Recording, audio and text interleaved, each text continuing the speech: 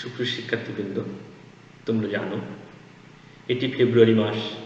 এই মাসের 21 তারিখে ভাষার জন্য শহীদ হয়েছিলেন সালাম, রফিক, জব্বার সহ নাম না জানা আরও অনেকেই, যাদের তাজা রক্তের বিনিময়ে আমরা পেয়েছি আমাদের মুখের ভাষা, মাতৃভাষা, যে ভাষায় আমরা কথা বলি। সেই সকল ভাষা শহীদদের প্রতি বিনম্র শ্রদ্ধা জানিয়ে শুরু করছি আজকের ক্লাস। তোমরা যে যেখানে বসে আমার ক্লাসটি দেখছো, সবাইকে জানাচ্ছি কানিস ফাতেমা গার্লস স্কুল কলেজের পক্ষ থেকে আন্তরিক শুভেচ্ছা অভিনন্দন। সুপ্রিয় শিক্ষার্থীবৃন্দ, আমি প্রথমেই আমার পরিচয় দিয়ে নিই। আমি জয়ন্ত কুমার নন্দী, প্রভাষক, Kanis Fatema girls school college, Manikganj. সুপ্রিয় শিক্ষার্থীবৃন্দ, আজকে আমরা একাদশ ও দ্বাদশ শ্রেণীর রসায়ন প্রথম পত্রের দ্বিতীয় অধ্যায় অর্থাৎ গণিত রসায়ন অধ্যায়ের তৃতীয় ক্লাস নিয়ে তোমাদের সামনে হাজির হয়েছি। সুপ্রিয় শিক্ষার্থীবৃন্দ, তোমরা এখনও যদি কেউ খাতা কলম বের না করে থাকো, অবশ্যই সামনে খাতা কলম রাখো এবং ক্লাসটি মনোযোগ সহকারে করার চেষ্টা করো। চলো শিক্ষার্থীরা, আমরা দেরি না করে ক্লাসটি শুরু করি।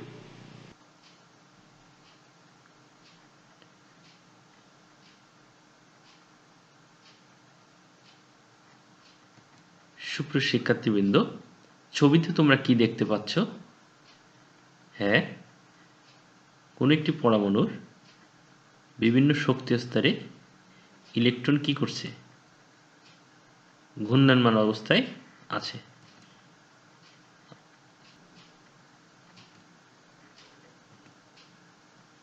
এখন তোমরা বলো তো, এই শক্তি স্তরের আকার সমূহ কি একই রকম? অবশ্যই নয়। দেখো, কোনোটি আকার বড়, আবার কোনোটির আকার ছোট।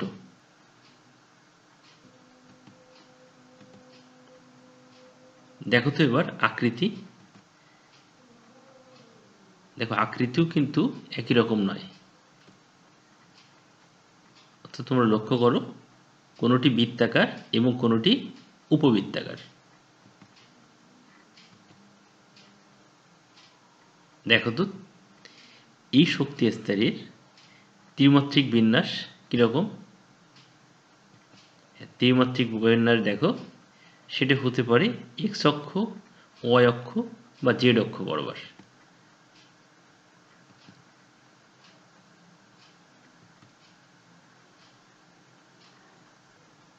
দেখো, এই শক্তি স্তরের ইলেকট্রনের ঘূর্ণন সেটি হয় ঘড়ির কাঁটার দিকে অথবা ঘড়ির কাঁটার বিপরীত দিকে।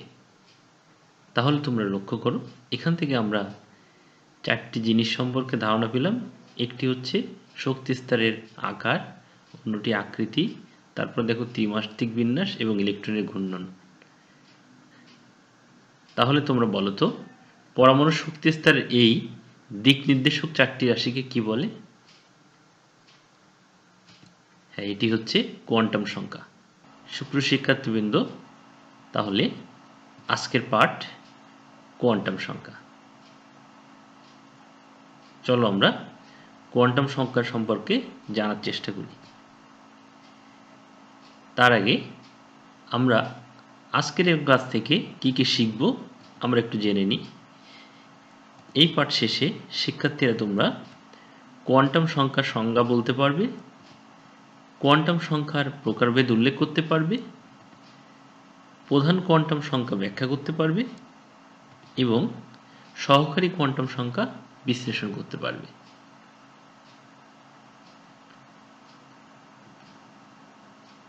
চলো আমরা প্রথমে কোয়ান্টাম সংখ্যার সংজ্ঞাটা আমরা জেনে নিই।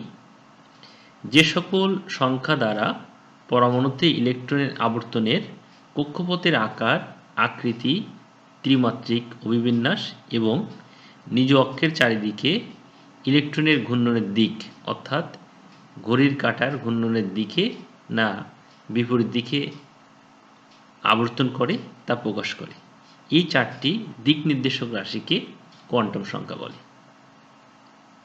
তাহলে দেখো, এখানে কিছু নতুন শব্দ আসছে। আমরা আগেও দেখলাম যে আকার, আকৃতি, ত্রিমাত্রিক অভিবিন্যাস এবং ইলেকট্রনের ঘূর্ণনের দিক।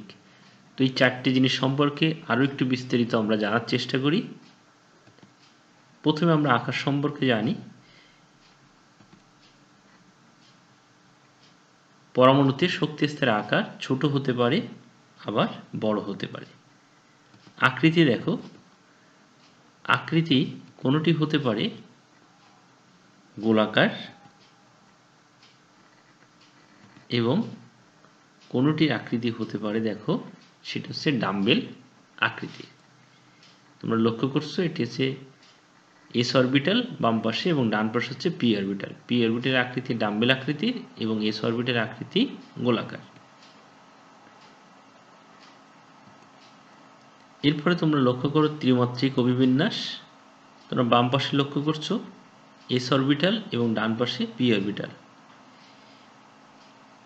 এখন এই অরবিটাল দুটি ত্রিমাত্রিক বিন্যাস হতে পারে এক্স অক্ষ বরাবর, ওয়াই অক্ষ বরাবর অথবা জেড অক্ষ বরাবর। এরপর তোমরা লক্ষ্য করো যে ইলেকট্রনের ঘূর্ণনের দিক। তো এটি হতে পারে ঘড়ির কাঁটার দিকে অথবা ঘড়ির কাঁটার বিপরীত দিকে। তাহলে তোমরা এই সংজ্ঞাটি মুখস্থ করবে যে সকল সংখ্যা দ্বারা পরমাণুতে ইলেকট্রন আবর্তনের কক্ষপথের আকার, আকৃতি, ত্রিমাত্রিক অভিবিন্যাস এবং নিজ অক্ষের চারিদিকে ইলেকট্রনের ঘূর্ণনের দিক অর্থাৎ ঘড়ির কাঁটার ঘূর্ণনের দিকে না বিপরীত দিকে আবর্তন করে তা প্রকাশ করে এই চারটি দিক নির্দেশক রাশিকে কোয়ান্টাম সংখ্যা বলে। এখন আমরা কোয়ান্টাম সংখ্যার প্রকারভেদ সম্পর্কে জানার চেষ্টা করব। প্রথমটি দেখো প্রধান কোয়ান্টাম সংখ্যা। একে এন দ্বারা প্রকাশ করা হয়, ইংরেজিতে যার নাম প্রিন্সিপাল কোয়ান্টাম নাম্বার। দ্বিতীয়টি লক্ষ্য করো সহকারী কোয়ান্টাম সংখ্যা, যাকে এল দ্বারা প্রকাশ করা হয় এবং এই সহকারী কোয়ান্টাম সংখ্যার ইংরেজি নাম এজিমোথাল কোয়ান্টাম নাম্বার। এরপরে চৌম্বকীয় কোয়ান্টাম সংখ্যা, যাকে এম দ্বারা প্রকাশ করা হয় ম্যাগনেটিক কোয়ান্টাম নাম্বার। এবং সর্বশেষ হচ্ছে ঘূর্ণন কোয়ান্টাম সংখ্যা, যাকে এস দ্বারা প্রকাশ করা হয় অর্থাৎ স্পিন কোয়ান্টাম নাম্বার। তো সুপ্রিয় শিক্ষার্থীবৃন্দ, আসলে চারটি কোয়ান্টাম সংখ্যা আলোচনা করতে গেলে অনেক সময়ের প্রয়োজন। আজকের ক্লাসে আমরা প্রধান কোয়ান্টাম সংখ্যা এবং সহকারী কোয়ান্টাম সংখ্যা এই দুটি বিষয় নিয়ে আলোচনা করব এবং আগামী ক্লাসে চৌম্বকীয় কোয়ান্টাম সংখ্যা এবং ঘূর্ণন কোয়ান্টাম সংখ্যা সম্পর্কে আলোচনা করার চেষ্টা করব। তো সাধারণত বোর্ড পরীক্ষাগুলোতে এই কোয়ান্টাম সংখ্যা থেকে প্রশ্ন আসতে দেখা যায়। তো শিক্ষার্থীবৃন্দ, তোমরা ক্লাসটি অবশ্যই মনোযোগ সহকারে করবে এবং বাসায় অবশ্যই এগুলো ভালো করে পড়বে।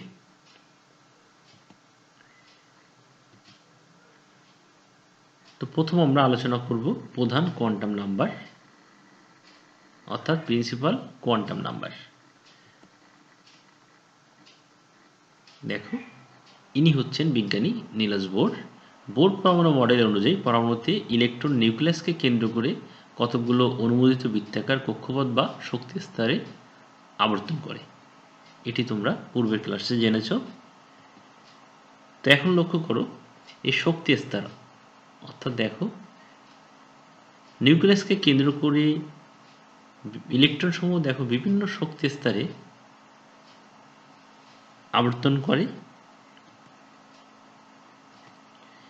তাহলে আমরা প্রধান কোয়ান্টাম সংখ্যার সংজ্ঞাটা আমরা জেনে নিই। পরমাণুতে ইলেকট্রনের এই অনুমোদিত বৃত্তাকার কক্ষপথ বা শক্তি স্তরকে যে ক্রমিক সংখ্যা দ্বারা প্রকাশ করা হয় তাকে প্রধান কোয়ান্টাম সংখ্যা বলে। প্রধান কোয়ান্টাম সংখ্যাকে স্মল এন দ্বারা প্রকাশ করা হয়। এন এর মান 1, 2, 3 ইত্যাদি পূর্ণ সংখ্যা হয়। এন এর মান দ্বারা পরমাণুর আকার বোঝানো হয়। এন এর মান যত বড় হবে পরমাণুর আকারও তত বড় হবে। তোমরা লক্ষ্য করছো, দেখো এন এর মান যত বড় পরমাণুর আকারও ঠিক তত বড় হবে। তো আমরা জেনে নিই এন সমান সমান 1 হলে সে শেলটিকে আমরা কে শেল বা প্রথম শক্তি স্তর, এন সমান সমান 2 হলে তাকে এল শেল, অর্থাৎ দ্বিতীয় শক্তি স্তর, n = 3 হলে তাকে m শেল অর্থাৎ তৃতীয় শক্তি স্তর, n = 4 হলে তাকে n শেল অর্থাৎ চতুর্থ শক্তি স্তর এবং n = 5 হলে তাকে o শেল অর্থাৎ পঞ্চম শক্তি স্তর বলে। এভাবে n এর মান 6, 7, 8 ইত্যাদি হতে পারে।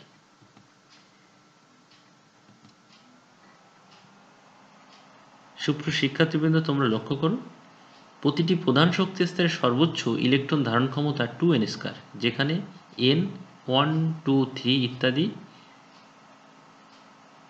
হতে পারে।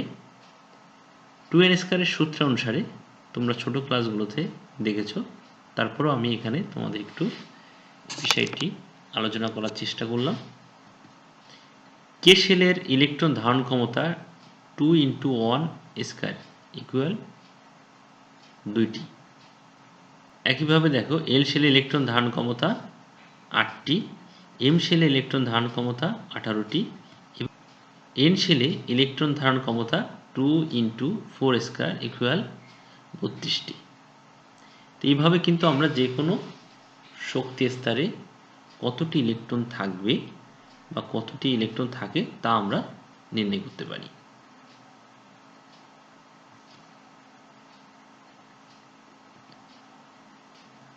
এখন আমরা সহকারী কোয়ান্টাম সংখ্যা অর্থাৎ এজিমুথাল কোয়ান্টাম নাম্বার সম্পর্কে জানার চেষ্টা করব। তোমরা একজন বিজ্ঞানীর ছবি তোমরা লক্ষ্য করছো, ইনি বিজ্ঞানী সোমারফেল্ড। বিজ্ঞানী সোমারফেল্ডের ধারণা অনুযায়ী ইলেকট্রন সমূহ কেবল বৃত্তাকার পথে নয়, বরং তারা উপবৃত্তাকার পথে পরিবহন করে। ইহা থেকে সিদ্ধান্ত গৃহীত হয় যে পরমাণুতে ইলেকট্রন আবর্তনের জন্য প্রতিটি প্রধান শক্তি স্তর নির্দিষ্ট সংখ্যক উপশক্তি স্তরে বিভক্ত থাকে। দেখো তোমরা উপশক্তি স্তরগুলো লক্ষ্য করছো, সেটি হচ্ছে S, P, D, F। এখন আমরা সহকারী কোয়ান্টাম সংখ্যার সংজ্ঞাটি জেনে নিই। ইলেকট্রন প্রধান শক্তি স্তরের কোন উপস্তরে রয়েছে তা প্রকাশের জন্য যে কোয়ান্টাম সংখ্যা ব্যবহৃত হয় তাকে সহকারী কোয়ান্টাম সংখ্যা বলে। সহকারী কোয়ান্টাম সংখ্যাকে l দ্বারা প্রকাশ করা হয়। সুপ্রিয় শিক্ষার্থীবৃন্দ, আসলে উপশক্তি স্তরটা কি বা উপশক্তি স্তর কোনগুলো এ সম্পর্কে তোমাদের কিছুটা ধারণা দেওয়ার জন্য আমি পরবর্তী স্লাইডে যাচ্ছি। চলো শিক্ষার্থীরা সেই উপশক্তি স্তর সম্পর্কে তোমাদের ধারণা দেওয়ার চেষ্টা করি। গ্রুপ 1 এর ক্ষার ধাতুর পারমাণবিক বর্ণালীতে 4 ধরনের বর্ণালী দেখা যায়।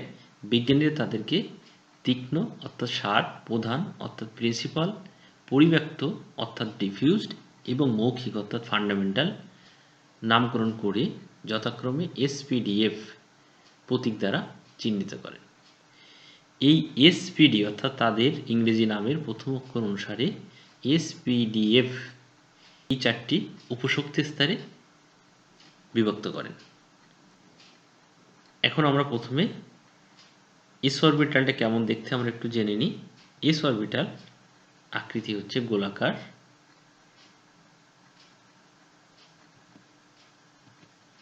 p অরবিটাল আকৃতি ডাম্বেলের মতো এবং p অরবিটালকে 3টি ভাগে বিভক্ত করা যায়। একটি হচ্ছে px, py এবং pz। এরপরে তোমরা লক্ষ্য করো d অরবিটাল। সুপ্রিয় শিক্ষার্থীবৃন্দ, দেখো d অরবিটালের জ্যামিতিক আকৃতি কিন্তু দেখো বেশ জটিল এবং এই দেখো d অরবিটালের আকৃতি 4টি লোব বিশিষ্ট দ্বি ডাম্বেলের মতো। দেখো d অরবিটালকে আবার 5টি অরবিটালে বিভক্ত করা যায়।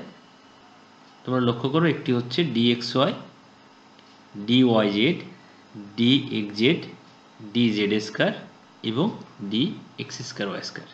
এই 5টি ভাগে d অরবিটালকে বিভক্ত করা যায়। এবং দেখো f অরবিটাল আকৃতিও বেশ জটিল। এই f অরবিটালকে আবার 7টি অরবিটালে বিভক্ত করা যায়। একটি হচ্ছে fy, 3x square minus Y square F Z X square minus Y square F Y Z square F Z Q F X Z square F X Y Z এবং F X X square minus 3y square. এই F অরবিটালের আকৃতি অর্থাৎ জ্যামিতিক আকৃতি বেশ জটিল।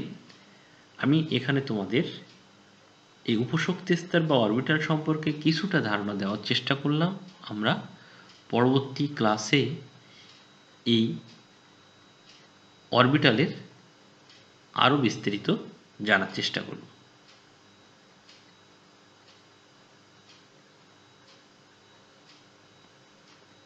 সুপ্রিয় শিক্ষার্থীবৃন্দ, এখন আমরা প্রধান কোয়ান্টাম সংখ্যা থেকে কিভাবে সহকারী কোয়ান্টাম সংখ্যা নির্ণয় করা যায় তা জানার চেষ্টা করব। প্রধান শক্তি স্তরকে এন দ্বারা প্রকাশ করা হয় আর সহকারী প্রধান শক্তি স্তরকে এল দ্বারা প্রকাশ করা হয়। এল এর মান প্রধান শক্তি স্তর এন এর উপর নির্ভরশীল। এল এর মান তোমরা লক্ষ্য করো খুব মনোযোগ সহকারে, এল এর মান 0, 1, 2, 3 হলে উপশক্তি স্তরগুলোকে এস অর্থাৎ 0 হলে এস, 1 হলে পি, 2 হলে ডি, 3 হলে এফ দ্বারা চিহ্নিত করা হয়। লাইনটি দেখো আমি লাল কালি দিয়ে মার্ক করার চেষ্টা করছি, অর্থাৎ খুব গুরুত্বপূর্ণ লাইন। আবারও পড়ি, এল এর মান 0, 1, 2, 3 হলে উপশক্তি স্তরগুলোকে যথাক্রমে এস, পি, ডি, এফ দ্বারা চিহ্নিত করা হয়। কোনো নির্দিষ্ট প্রধান শক্তি স্তর এল এর মান 0 থেকে n-1 পর্যন্ত হতে পারে, অর্থাৎ এটি প্রধান কোয়ান্টাম সংখ্যা থেকে সহকারী কোয়ান্টাম সংখ্যা নির্ণয়ের সূত্র। তাহলে চলো, কে প্রধান শক্তি স্তরের ক্ষেত্রে n = 1 আর n যেহেতু 1 তাহলে l এর মান হবে n-1, তাহলে n যেহেতু এখানে 1 তাহলে 1 - 1 = 0। 0 যখন হবে, যেহেতু এখানে n এর মান 1 তাহলে এখানে l = 0, যার কারণে 0 হলে আমরা পাচ্ছি যে অরবিটালটি সেটি হচ্ছে s অরবিটাল, অর্থাৎ প্রথম শক্তি স্তরের উপশক্তি স্তর একটি, সেটি হচ্ছে 1s। একইভাবে l প্রধান শক্তি স্তরের ক্ষেত্রে n = 2 হলে l = 0, 1। তোমরা লক্ষ্য করো, n-1 অর্থাৎ 2 - 1, 2 - 1 অর্থাৎ 1, তো সেই ক্ষেত্রে l এর মান 0, প্রথমটি হচ্ছে 0 এবং দ্বিতীয়টি হচ্ছে 1, অর্থাৎ দ্বিতীয় শক্তি স্তরে উপশক্তি স্তর হবে দুইটি, একটি হচ্ছে 2s, কারণ দ্বিতীয় শক্তি স্তরে n এর মান 2 যার কারণে 2s, এবং l এর মান 0, 1, সেই ক্ষেত্রে আমরা আরেকটি অরবিটাল পাবো, সেটি হচ্ছে 2p। একইভাবে m প্রধান শক্তি স্তরের ক্ষেত্রে n = 3 হলে l 0, 1, 2, অর্থাৎ তৃতীয় শক্তি স্তরে উপর শক্তি স্তর তিনটি, 3s, 3p, 3d। একইভাবে n প্রধান শক্তি স্তরের ক্ষেত্রে n = 4 হলে l 0, 1, 2, 3। আমি এই লাইনটা আবারও বোঝানোর চেষ্টা করি তোমাদের।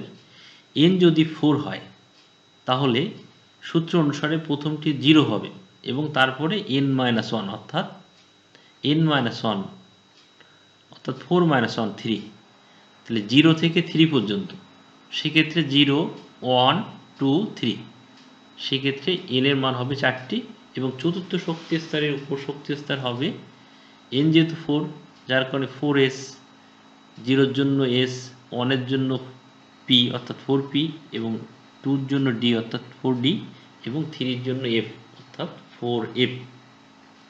তো আমরা এভাবেই প্রধান কোয়ান্টাম সংখ্যা থেকে সহকারী কোয়ান্টাম সংখ্যা নির্ণয় করা যায়। অতএব n এর মান যত উপশক্তি স্তরের সংখ্যাও তত, তোমরা এটি লক্ষ্য করো। n এর মান 1 হলে উপশক্তি স্তর দেখো একটি, একইভাবে দেখো n এর মান যখন 4 তখন উপশক্তি স্তর দেখো 4টি। যে কোনো উপশক্তি স্তরের সর্বোচ্চ ইলেকট্রন ধারণ ক্ষমতা 2 × 2l + 1, এখানে l 0, 1, 2, 3 ইত্যাদি হতে পারে। তো এটি হচ্ছে কোন উপশক্তি স্তরে কয়টি ইলেকট্রন থাকবে তার নির্ণয় সূত্র। চলো আমরা এই সূত্র অনুসারে আমরা জেনে নিই কোন উপশক্তি স্তরে কয়টি ইলেকট্রন থাকতে পারে। তোমরা লক্ষ্য করো প্রথমে যে প্রধান কোয়ান্টাম সংখ্যা n ইকুয়াল যদি 1 হয় সেটি হচ্ছে কে শেল, আর কে শেলে উপশক্তি হচ্ছে n এর, যেহেতু n এর মান 1 আর n ইকুয়াল 1, তাহলে l এর মান হবে n মাইনাস 1 ইকুয়াল 0। উপশক্তির হবে হচ্ছে 1s এবং সূত্র অনুসারে 2 × 2l + 1। সেক্ষেত্রে যদি আমরা এই l এর মানগুলো বসাই তাহলে সেখান থেকে আমরা পাবো, ক্যালকুলেশন করলে দেখো পাবো হচ্ছে 2। তাহলে শক্তি স্তরে মোট ইলেকট্রন সংখ্যা 2n² 2 এবং ইলেকট্রন বিন্যাস হবে হচ্ছে 1s2। একইভাবে n ইকুয়াল 2 অর্থাৎ এল শেলের ক্ষেত্রে তোমরা লক্ষ্য করো উপশক্তি স্তর হবে 0 1। আমরা আগের স্লাইডে দেখার চেষ্টা করলাম। সেক্ষেত্রে উপশক্তি হবে হচ্ছে 2s 2p। তো এই পর্যন্ত অর্থাৎ উপশক্তি স্তর পর্যন্ত তোমরা আগের স্লাইডে খেয়াল করেছো। আমরা এখান থেকে অতিরিক্ত যেটা জানার চেষ্টা করছি সেটা হচ্ছে উপশক্তি স্তরে ইলেকট্রনের সংখ্যা। তো 2s উপশক্তি স্তরে ইলেকট্রন থাকবে দেখো 2টি সূত্র অনুসারে এবং 2p-তে থাকবে 6টি। এই টোটাল অর্থাৎ দ্বিতীয় শক্তি স্তরে ইলেকট্রন থাকবে হচ্ছে 2 + 6 অর্থাৎ 8টি এবং ইলেকট্রন বিন্যাস 2s2 2p6। একইভাবে n ইকুয়াল 3 হলে সেটিকে আমরা m শেল, এবং m শেলে উপশক্তি স্তর আছে 0 1 2 অর্থাৎ n শেলে উপশক্তি স্তর আছে দেখো 3s 3p 3d এবং 3s ইলেকট্রন থাকতে পারবে 2টি, 3p-তে দেখো 6টি এবং 3d-তে 10টি, টোটাল 18টি, যার ইলেকট্রন বিন্যাস হবে 3s2 3p6 3d10। একইভাবে n ইকুয়াল 4 অর্থাৎ n শেলে উপশক্তি স্তরে দেখো আছে 4s 4p 4d 4m। 4s-এ থাকে 2টি ইলেকট্রন সূত্র অনুসারে, 4p-তে 6টি, 4d-তে 10টি এবং 4f-এ 14টি, টোটাল 32টি ইলেকট্রন, যার ইলেকট্রন বিন্যাস 4s2 4p6 4d10 4f 14। আশা করি তোমরা কোন উপশক্তি স্তরে কতটি ইলেকট্রন থাকবে এবং সেই উপশক্তি স্তরগুলো নিয়ে ইলেকট্রন বিন্যাসটি কেমন হবে তোমরা জানতে পারলে। সুপ্রিয় শিক্ষার্থীবৃন্দ, এখন তোমরা একটি একক কাজে লিখে নাও যে প্রধান কোয়ান্টাম সংখ্যা ব্যাখ্যা করো। আশা করি তোমরা এই প্রশ্নের উত্তরটি বুঝতে পেরেছ। সুপ্রিয় শিক্ষার্থীবৃন্দ, এখন 3টি বাড়ির কাজ তোমরা লিখে নাও। সেটি হচ্ছে কোয়ান্টাম সংখ্যা কাকে বলে, 3f অরবিটালের অস্তিত্ব থাকা সম্ভব নয় কেন ব্যাখ্যা করো, এবং চতুর্থ শক্তি স্তরে মোট ইলেকট্রন সংখ্যা কত সহকারী কোয়ান্টাম সংখ্যার আলোকে ব্যাখ্যা করো। এই বাড়ির কাজ 3টি তোমরা বাসায় ভালোভাবে মুখস্থ করবে এবং খাতায় লিখে ছবি তুলে আমাকে কমেন্ট করবে। সুপ্রিয় শিক্ষার্থীবৃন্দ, আজকে পর্যন্তই। সবাই বাড়িতে থাকো, সুস্থ থাকো এবং নিরাপদে থাকো। আজকের মতো সবাইকে ধন্যবাদ।